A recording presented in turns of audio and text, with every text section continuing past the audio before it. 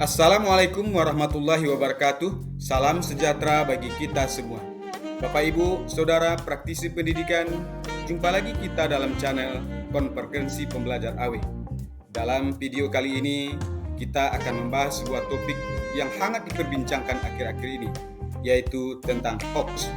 Menariknya, fake news atau berita hoax ini dikaitkan dengan pembelajaran kokurikuler proyek penguatan profil pelajar Pancasila dalam tema Suara Demokrasi dengan topik Pilih yang Hak, Tinggalkan Hoak. Baiklah, mari kita tonton video ini sampai selesai agar tidak gagal paham. Truth adalah sebuah konsep yang merujuk pada keadaan fakta atau realitas yang sesuai dengan kenyataan sebenarnya. Sebuah fakta atau realitas bisa tidak sesuai dengan kenyataan sebenarnya karena argumen yang tidak valid atau tidak konsisten. Kondisi ini sangat dipengaruhi oleh logical fallacy. Hal inilah yang menyebabkan potensi terjadinya informasi hoax. Logical fallacy dapat terjadi karena alasan pemalsuan informasi, mengabaikan fakta yang relevan, atau mengandalkan asumsi yang tidak dapat dibenarkan. Hal inilah yang menyebabkan potensi terjadinya informasi hoax.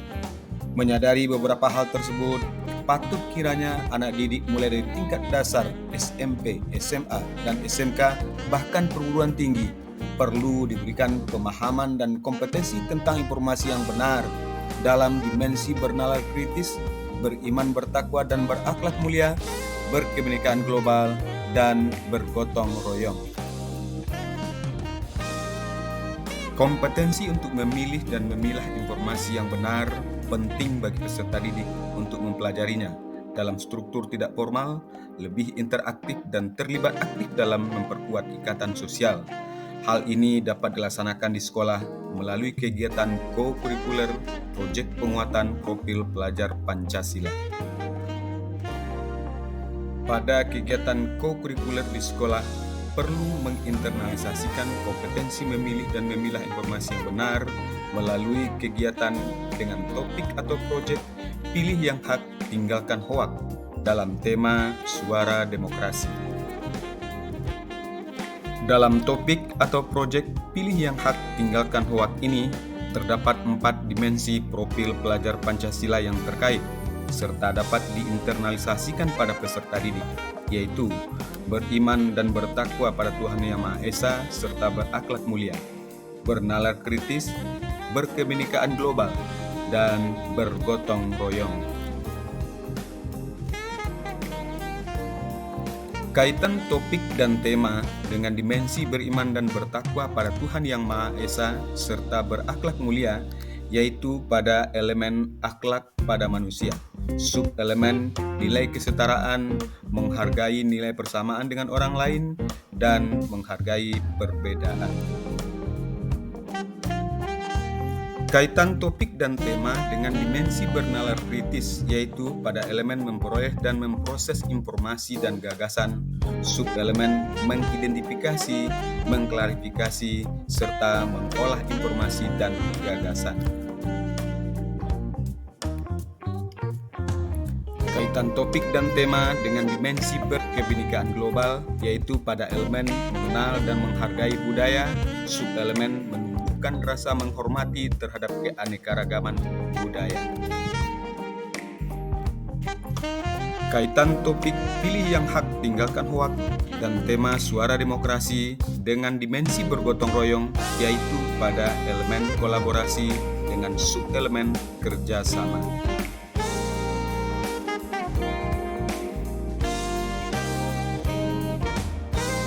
Selanjutnya, capaian pembelajaran pada topik atau proyek Pilih yang Hak, Tinggalkan Hoak ini, yaitu peserta didik terampil mengidentifikasi hal yang menjadi permasalahan bersama, menawarkan titik temu, kolaborasi, dan mengidentifikasi pihak terkait untuk penyelesaiannya, serta mampu menghargai terhadap keanekaragaman pendapat dan perspektif global. Untuk mewujudkan capaian pembelajaran, terdapat 7 kegiatan utama pada topik atau proyek Pilih yang Hak, Tinggalkan Hoak. dalam tema Suara Demokrasi. Kegiatan satu adalah tebak gambar. Fasilitator menampilkan potongan gambar, lalu minta peserta didik untuk membuat judul sesuai dengan gambar yang ditampilkan. Pada akhir permainan, gambar secara penuh akan ditampilkan dan gambar tersebut bisa berbeda dengan jawaban para peserta. Dalam kegiatan tebak gambar, kita juga bisa tampilkan gambar masalah dan mencari sesuatu. Kegiatan terakhir dalam tebak gambar ini adalah tebak wajah. Untuk melatih fokus pada realitas objektif, peserta didik diminta untuk menebak tokoh pejuang bangsa yang terdapat di balik angka-angka yang terlihat di layar. Kemudian kita buka satu kotak, misalnya kotak nomor 3. Peserta didik diminta untuk menebak tokoh pejuang bangsa dengan hanya mengenal sedikit bagian wajah yang tampak. Apabila masih belum ada jawaban yang benar, kemudian kita buka satu atau dua kotak, yaitu kotak nomor 1 dan 2. Peserta didik diminta untuk menebak tokoh pejuang bangsa tersebut dengan wajah yang sudah mulai terlihat. Kemudian kita masuk pada kegiatan kedua, yaitu permainan mengirim berita. Yang pertama adalah peserta didik dibagi menjadi beberapa kelompok. Kemudian tiap kelompok berbaris dan menempelkan kertas di punggung. Peserta paling belakang diberi gambar sederhana untuk digambar pada punggung orang yang ada di depannya.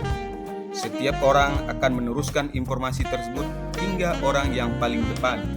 Pada akhir permainan, semua gambar dari orang paling belakang hingga orang paling depan akan dicocokkan. Pada akhir permainan mengirim berita, fasilitator bersama peserta didik melaksanakan refleksi dengan memberikan minimal 3 pertanyaan. Kegiatan ketiga adalah fakta atau hoaks. Sebelum kegiatan dimulai, guru menyiapkan beberapa video hoaks. Pertama adalah peserta didik menonton beberapa tayangan video hoaks. Selanjutnya, fasilitator membagi peserta didik dalam beberapa kelompok berdasarkan gaya dan kesiapan belajar. Kemudian masing-masing kelompok berdiskusi dan menjawab pertanyaan refleksi. Selanjutnya, masing-masing kelompok presentasi hasil diskusi. Anggota kelompok lainnya memberikan pertanyaan dan komentar. Refleksi dan hasil diskusi masing-masing kelompok dikumpulkan sebagai hasil tugas formatif. Secara teknis, peserta didik yang sudah dibagi dalam beberapa kelompok tersebut ditayangkan beberapa video hoaks dengan objek yang bervariasi. Dalam kegiatan ketiga ini, fasilitator membimbing peserta dalam menganalisis beberapa berita hoaks. Sebagai contoh, 1.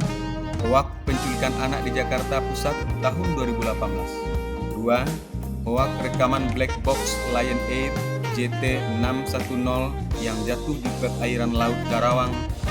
3. Hoaks telur palsu atau telur plastik. 4. Hoaks makanan mudah terbakar positif mengandung lilin. 5. Hoaks anak-anak kebal terhadap virus COVID-19. 6. Hoaks gebyar undian Ramadan oleh Bank Mandiri.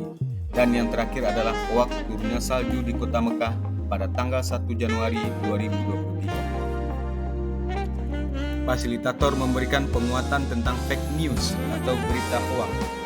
Menurut Muhammad Alwi Dahlan, ahli komunikasi Universitas Indonesia, mengatakan bahwa hoaks atau hoax merupakan manipulasi berita yang sengaja dilakukan dan bertujuan untuk memberikan pengakuan atau pemahaman yang salah. Pada akhir kegiatan ketiga, fasilitator mengajak peserta didik untuk menganalisis fakta dan hoaks melalui refleksi dengan minimal 3 pertanyaan.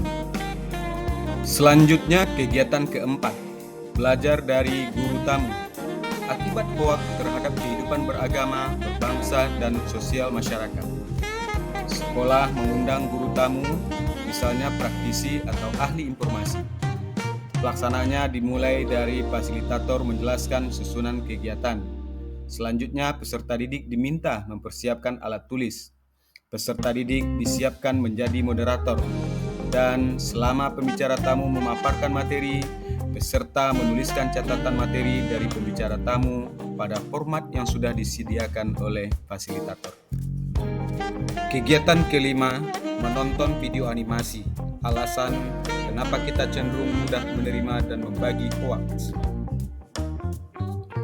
Peserta didik menonton video animasi pertama, yaitu False Dilemma, yang merupakan jenis kesesatan berpikir di mana pihak pertama mengatur situasi agar seolah-olah hanya ada dua pilihan.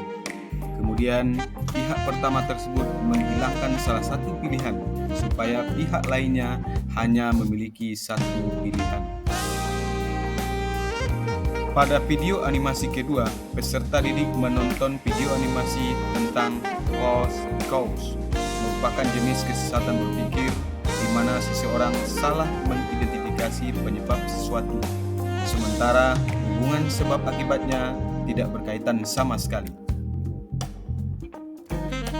Berikutnya, peserta didik menonton video animasi ketiga tentang kesalahan berpikir yang didasari oleh pandangan banyak orang, yang disebut dengan bandwagon fallacy.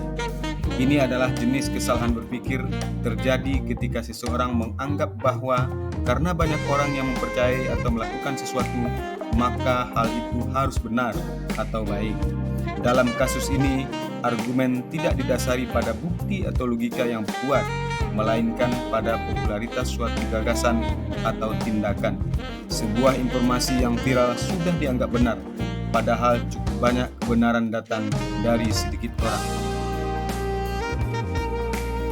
Pada video keempat, peserta didik menonton video animasi tentang argumentum ad hominem, yaitu kesesatan berpikir di mana seseorang membahas karakter orang lain yang tidak berkaitan dengan pembahasan yang sedang berlangsung. Menyerang karakter atau sifat pribadi lawan bicara sebagai bentuk argumen daripada membahas substansi atau kebenaran dari argumen yang diajukan. Apapun yang diinformasikan dari kelompok lawan dianggap salah, dan apapun yang keluar dari kelompok sendiri dianggap benar. Pada video kelima ini, peserta didik menonton video animasi tentang hasty generalization, yaitu kesalahan berpikir ketika seseorang punya keyakinan cuma berdasarkan pada sejumlah kecil kejadian atau fakta, sudah langsung digeneralisasi. Sikap over generalization ini dapat menjadi benih prasangka yang dapat menghakimi orang atau kelompok lain sebelum mendapatkan informasi yang utuh. Pada akhir kegiatan menonton video animasi ini, fasilitator melaksanakan refleksi dengan memberikan minimal 3 pertanyaan pada peserta didik. Pada kegiatan ke-6, fasilitator memberikan penguatan tentang langkah-langkah sebelum sebarkan berita. Ketua Masyarakat Indonesia Anti Hoaks, Septiaji Eko Nugroho, memberikan tips agar masyarakat tidak terjebak dengan berita hoaks. 1. Hati-hati dengan judul yang provokatif. 2. Cermati alamat situs suatu media. 3. Periksa fakta, dari mana asal, siapa sumbernya, dan keberimbangan sumber berita. Serta yang keempat adalah cek keaslian foto dan video. Pada akhir langkah ke-6, fasilitator memberikan penguatan tentang langkah-langkah sebelum sebarkan berita. 7 langkah sebelum sebarkan berita. 1. Lakukan pengecekan fakta terhadap informasi yang Anda terima. 2. Cek berita secara berimbang dengan memeriksa berita tersebut di beberapa sumber yang berbeda. 3. Perhatikan judul yang sensasional dan provokatif. Pastikan untuk membaca seluruh konten. 4. Pastikan kita memahami konteks dari informasi yang disebarkan. 5. Verifikasi dan konsultasikan dengan ahli yang memiliki pengetahuan lebih dalam tentang kebenaran suatu informasi. 6. Menggunakan akun resmi dari sumber yang terpercaya. 7. Evaluasi motivasi dan motif dibalik tujuan dari suatu berita. Kegiatan ke-7 adalah kegiatan terakhir dari seluruh rangkaian kegiatan pada topik atau proyek Pilih Yang Hak, Tinggalkan Hoaks ini, yaitu komitmen akan berkontribusi mengurangi informasi hoaks dalam proses demokrasi dengan cara yang baik dan positif. Kegiatannya adalah: 1. Fasilitator mengajak peserta didik mengkaji atau membahas proses pembelajaran dalam 6 kegiatan sebelumnya. 2. Fasilitator menyiapkan kertas untuk menuliskan beberapa komitmen peserta. 3.